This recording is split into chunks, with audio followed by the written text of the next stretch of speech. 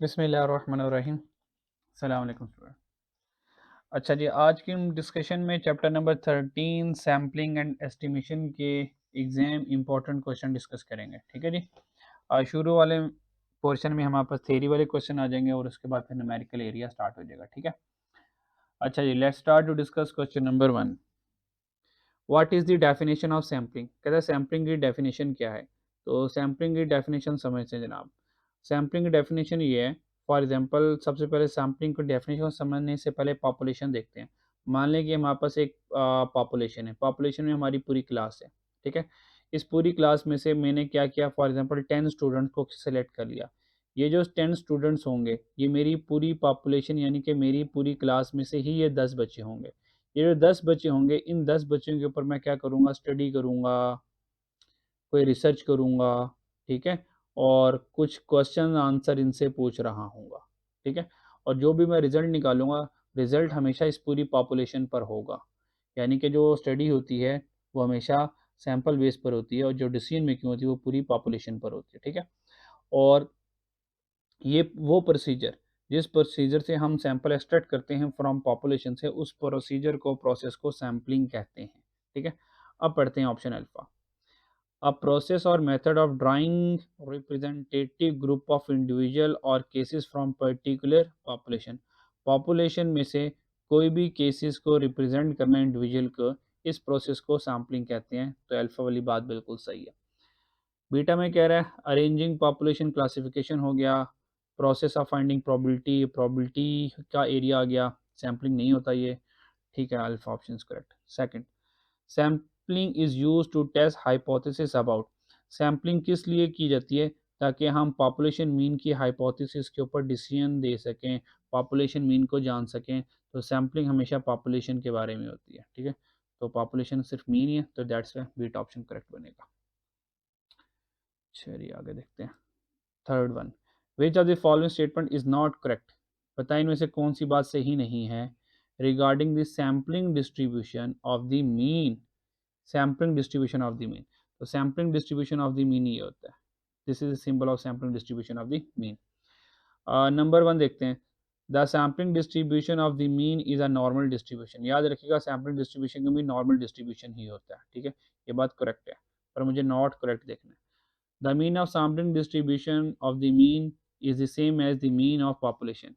कहता है जो सैम्पलिंग डिस्ट्रीब्यूशन का मीन है वो इक्वल होता है पॉपुलेशन मीन के। तो ये बात बिल्कुल करेक्ट है, तो ये बी भी करेक्ट है, मुझे नॉट करेक्ट देखना है। The standard deviation of sampling distribution is called standard error. तो सैम्पलिंग डिस्ट्रीब्यूशन का जो स्टैंडर्ड डेविएशन होता है, ठीक है, वही होता है और इसको हमें क्या कहते हैं, स्टैंडर्ड एरर। ये हमारा स्टैंडर्ड एरर होता है। तो ये बात सही है। तो देखें अल्फा बीटा चार्ली तीनों सही है, तो फिर गलत कौन सा होगा, डेल्टा ही होगा। पढ़ लेते हैं। The standard deviation of sampling distribution of mean, यानी कि ये वाला कहता है इस सेम, कहता है ये सेम होता है पॉपुलेशन का स्टैंडर्ड डेविएशन से। हालांकि ये सेम नहीं होते, ये इक्वल नहीं होते, अलग अलग होते हैं। तो delta is the wrong one, not correct. ठीक है। आगे देखते हैं फोर वाला। A survey is made in Karachi on 1 lakh people.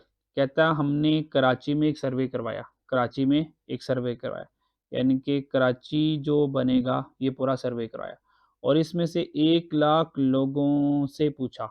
इसका मतलब ये है कि कराची जो है ये एक पूरी पॉपुलेशन है। ठीक है। ये पूरी पॉपुलेशन है। तो इस पूरे कराची में से 1 लाख लोगों को सिलेक्ट करना, तो ये बन जाएगा सैंपल। ठीक है। अच्छा जी, अब क्वेश्चन देख लेते हैं। Regarding the daily consumption level of water. कहता है हमने पूरे कराची वालों लोगों में से 1 लाख लोगों को सिलेक्ट किया, यानी कि ये 1 लाख लोग कराची के रहने वाले ही हैं, और उनसे पूछा कि आप बताएं रोज़ाना कितना पानी पीते हैं। तो बताएं फाइंड द करेक्ट स्टेटमेंट, कौन सी करेक्ट स्टेटमेंट सही होगी। 1 lakh people is sample and Karachi city is population. तो ये बात सही है कि कराची पॉपुलेशन बनेगा और 1 लाख लोग कराची के रहने वाले हैं, तो ये सैंपल बनेगा। देखते हैं शायद इससे बेस्ट आंसर मिल जाए। 1 लाख पीपल इज़ पॉपुलेशन, ये तो गलत हो गया भाई, 1 लाख तो सैंपल है। 1 lakh people is sample and no population. बिल्कुल भाई पॉपुलेशन है, क्योंकि 1 लाख लोग कहाँ के रहने वाले बताया हुआ कराची के, पॉपुलेशन है। अगर 1 लाख लोग लिखे होते, ये ना बताया होता कि ये कहाँ के हैं तो पॉपुलेशन नहीं होता, तो ये गलत हो गया, इधर तो कुछ है ही नहीं है, तो क्या बच गया अल्फा, तो alpha is the right one. ठीक है,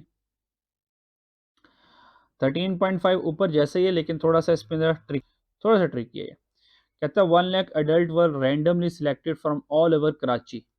दोबारा वही कि हमने पूरे के पूरे कराची में से, ऑल ओवर कराची में से 1 लाख अडल्ट को सिलेक्ट कर लिया, तो ये ऊपर वाले सवाल की तरह ऑल ओवर कराची पॉपुलेशन बन गया, और ये 1 लाख कराची के रहने वाले ही हैं, तो ये बन गया सैंपल। ठीक है, आगे बढ़ते हैं।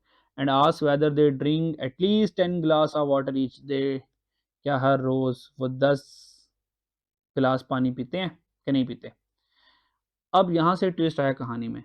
Only 45% said yes. सिर्फ 45% लोगों ने कहा हाँ हम पानी पीते हैं। बताएं पॉपुलेशन और सैंपल क्या होगा इस पूरी स्टेटमेंट में। ठीक है, अब देखें इस 45% ने कहानी सारी बदल दी। अगर 45% से पहले पहले सवाल ख़त्म हो जाता, ये 45% वाली सारी बात ना लिखी होती, तो कराची पॉपुलेशन 1 लाख सैंपल बन जाता। अब कहानी कुछ ये है कि ये जो 1 लाख अडल्ट थे, इनकी दो कैटेगरी बन गई। 45% ने कहा yes we drink at least 10 glass of water, और 55% ने कोई जवाब नहीं दिया, या उन्होंने कहा कि यार हम तो इतना पानी नहीं पीते हैं। इसका मतलब जो रिसर्चर होंगे वो कहेंगे यार अच्छा तुम लोग इतना पानी नहीं पीते, तो तुम्हारे ऊपर तो यार हमने रिसर्च करनी नहीं ना, तुम तो हमारी रिसर्च की कैटेगरी में नहीं आते हो। तो फिर ये जब 45% लोग बन जाएंगे ना, तो रिसर्चर क्या करेंगे, इन 45 लोगों पर कोई रिसर्च करेंगे। ठीक है, कोई मेडिकल रिसर्च करेंगे, हेल्थ रिसर्च करेंगे, यानी कि जो सैंपल लिया जाएगा इन 45% लोगों में से ही लिया जाएगा, क्योंकि ये काम के लोग हैं। सारे लोगों में से सैंपल तो लेना ही नहीं है ना। 1 लाख में से 55% ने कहा यार हम तो पीते ही नहीं है, तो सारे के सारों को सैंपल, अगर 1 लाख में से सैंपल लिया मान लो, और उसमें से 55% में से कुछ लोग आ गए जो पानी पीते ही नहीं है, इसका मतलब सैंपल बेकार जाएगा हमारा। तो काम का सैंपल जो मिलेगा वो 45% लोगों में से मिलेगा। तो दैट्स वाई इस केस में जो मेरा सैंपल बनेगा वो ये नहीं बनेगा, बल्कि 45% लोग हों, यहाँ से सैंपल निकालूंगा। अब पढ़ते हैं ऑप्शन कौन सी करेक्ट बनती है। पॉपुलेशन 45% अडल्ट हु ड्रिंक, कहता है 45% पॉपुलेशन है, भाई ये तो बहुत ही गलत हो गया। पॉपुलेशन क्या, ऑल अडल्ट इन कराची, हमने कहा ये सही बात कर रहा है। सैंपल क्या, 45% adult who drink at least 10 glass of water, हमने कहा बिल्कुल ये वाली बात हमारे दिल के करीब है, ये वाली बात सही लग रही है। ठीक है, तो इसको हम सही मानते हैं। चलें 40 पढ़ते हैं। ऑल अडल्ट इन कराची पॉपुलेशन है, सैंपल क्या 1 लाख, तो ये वाली बात 45% अगेंस्ट कमज़ोर है। अगर ये 45% वाली बात ना लिखी होती तो फिर 40 करेक्ट करता। तो इस 45% के सिनेरियो में 45% मेरा सैंपल के कैटेगरी में आएगा। अच्छा जी, नेक्स्ट देखते हैं 13.6। 13.6 में अ कंपनी हैज़ 1000 कस्टमर, एक कंपनी के पास 1000 कस्टमर हैं। The customer service office of the company selected a customer. कहता है कि कस्टमर सर्विस ऑफिस ने क्या किया, कस्टमर को सिलेक्ट किया at random from the first 10 customer. जितने भी कस्टमर की लिस्ट थी, पूरी लिस्ट में से उसने पहले 10 कस्टमर को सिलेक्ट किया। Thereafter he selected every 10th customer from the list. फिर उसने क्या किया, पहले पूरे कस्टमर की लिस्ट में से पहले 10 कस्टमर को सिलेक्ट किया, फिर हर 10वें कस्टमर को सिलेक्ट करता रहा, और उसको कॉल की और कहा जो हमने आपको सर्विसेज दी हैं उनके बारे में ज़रा फीडबैक तो ले लें। ठीक है, तो ये जो फर्स्ट 10 कस्टमर सेलेक्ट करना, फिर एवरी 10th कस्टमर सेलेक्ट करना, ये होती है हमारे पास स्ट्रेटिफाइड सैम्पलिंग। क्या होती है स्ट्रेटिफाइड सैम्पलिंग, जैसे कि मैं आपको ये दिखा दूँ यहाँ पर सैम्पलिंग डिस्ट्रीब्यूशन में स्ट्रेटिफाइड सैम्पलिंग, सिस्टमेटिक सैम्पलिंग, वो मैंने क्या लगा दिया, ये सिस्टमेटिक बनेगा, स्ट्रेटिफाइड नहीं है भाई। सिस्टमेटिक, सिस्टमेटिक किधर गया, बीटा ऑप्शन, ये सिस्टमेटिक सैम्पलिंग में जाएगा। ठीक है, जैसा कि ये है सिस्टमेटिक सैम्पलिंग। तो सिस्टमेटिक सैम्पलिंग में हम क्या करते हैं, तो हम systematic a sampling process that select every kth element in the population for sample. जैसे कि हमने पूरी कस्टमर की लिस्ट में से फर्स्ट 10 कस्टमर के बाद हर 10वां कस्टमर सेलेक्ट किया, एवरी 10th कस्टमर सेलेक्ट किया, ठीक है। अच्छा जी, फिर हमने क्या किया, जैसा कि हमने क्या किया, k इज इक्वल टू 10 है, हमने टोटल 10 सैंपल लेने हैं, ठीक है। अच्छा, हमने क्या किया कि सबसे पहले 0 से लेके 9 तक हमने एक नंबर सेलेक्ट कर लिया, हमने कहा नंबर 4 है। नंबर 4 के बाद हमने kth एलिमेंट सेलेक्ट किया। kth एलिमेंट कैसे सेलेक्ट किया, पॉपुलेशन को सैंपल से डिवाइड करके, वो निकला 10th। इसका मतलब फर्स्ट नंबर 4 सिलेक्ट किया, फिर हर 10th नंबर वाले को सिलेक्ट करेंगे, यानी कि पहला वाला 4 आ जाएगा, फिर 10 के डिफरेंस से 14, फिर 10 के डिफरेंस से 24, फिर 34, उसके बाद फिर 44, फिर 54, फिर 64, सो ऑन। तो दिस इज दिस सिस्टमैटिक, ठीक है जी। अच्छा जी, व्हेन पॉपुलेशन इज हेट्रोजीनियस, कहता है जब पॉपुलेशन क्या हो, हेट्रोजीनियस हो, पॉपुलेशन क्या हो, हेट्रोजीनियस हो, यानी कि डिफरेंट पॉपुलेशन हो, डिफरेंट पॉपुलेशन में से होमोजीनियस पॉपुलेशन को एक्सट्रैक्ट करना, निकालना। कहता बताएं इस तरह की सैम्पलिंग करना, हेट्रोजीनियस से होमोजीनियस पर आना, फिर वहाँ से सैम्पलिंग करना, इस तरह की सैम्पलिंग को क्या कहते हैं, तो बच्चों इस तरह की सैम्पलिंग को स्ट्रेटिफाइड रैंडम सैम्पलिंग कहते हैं। जैसा कि यहाँ पे ये लिखा होगा, stratified random sampling, where are you, ये आ गया स्ट्रेटिफाइड रैंडम सैम्पलिंग। तो स्ट्रेटिफाइड रैंडम सैम्पलिंग क्या कहता है, in this procedure of sampling we divide population into homogeneous group. कहता है जो पॉपुलेशन होती है वो डिफरेंट होती है, उसको हम होमोजीनियस ग्रुप में क्या करते हैं, कन्वर्ट करते हैं, फिर वहाँ से क्या करते हैं, एक सिंपल रैंडम सैंपल लेते हैं। इस प्रोसेस को स्ट्रेटिफाइड रैंडम सैम्पलिंग कहते हैं। जैसे कि जल्दी से आपको पिक्चर से समझा देता हूँ। ये जो हमारे पास है, this is the heterogeneous population. इस हेट्रोजीनियस पॉपुलेशन में से मैं क्या गया, होमोजीनियस पर गया। होमोजीनियस कैसे, मैंने क्या किया, जो ओल्ड हजरात हैं, ठीक है, उनका एक होमोजीनियस ग्रुप बना दिया, जितनी भी वुमेन्स हैं उनका एक होमोजीनियस ग्रुप बना दिया, जितने भी चाइल्ड्स हैं उनका एक होमोजीनियस ग्रुप बना दिया।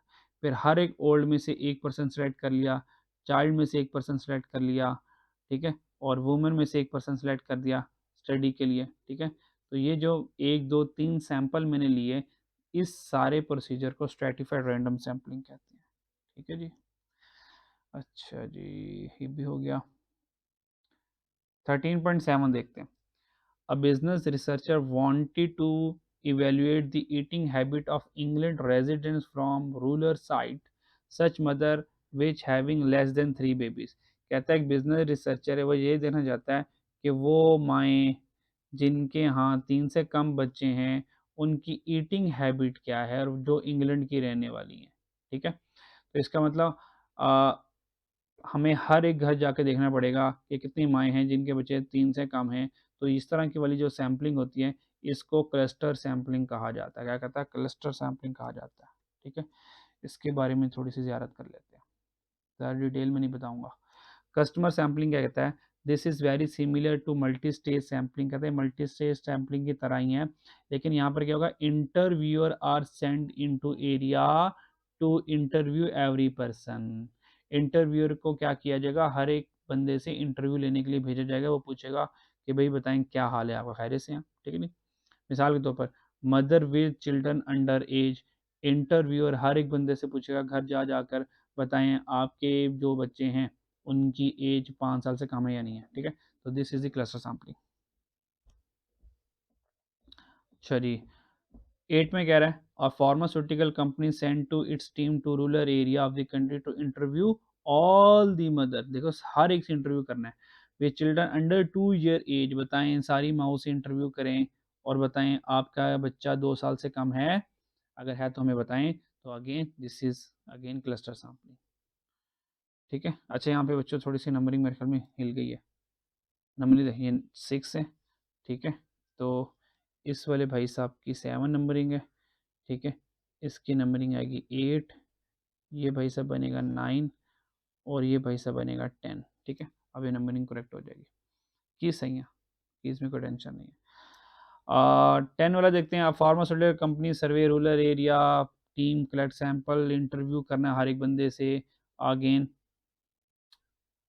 चाइल्ड अंडर 2 ईयर, ये जानना चाहते हैं। अगेन ये सेम रिपीट हो रहा है, कल सस्ता सैम्पलिंग होगा। ठीक है बच्चों जी, ठीक है आज के लिए इतना काफ़ी है। ठीक है, इन 10 MCQs को अच्छे से देख लीजिएगा, फिर नेक्स्ट क्लास में इंशाल्लाह ताला 10 से ऑनवर्ड डिस्कस करेंगे। तब तक के लिए अपना ख्याल रखिएगा, और अगर ये बातें समझ आ गई हों तो कमेंट्स मुझे ज़रूर बता दीजिएगा। ठीक है, अल्लाह हाफ़िज़।